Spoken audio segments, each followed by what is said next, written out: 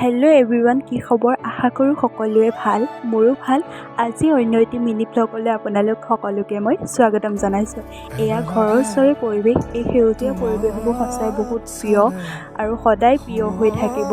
তো ঘৰৰ ওচৰতে যিহেতু ঢেকীয়া আছিলে, তো ঢেকীয়া বুটলিবলৈ বুলি ওলাই আহিলোঁ। ঢেকীয়া খাই কোনে কোনে ভাল পায় সকলোৱে কমেণ্ট কৰি জনাব। ময়ো ঢেকীয়া খাই বহুত ভাল পাওঁ।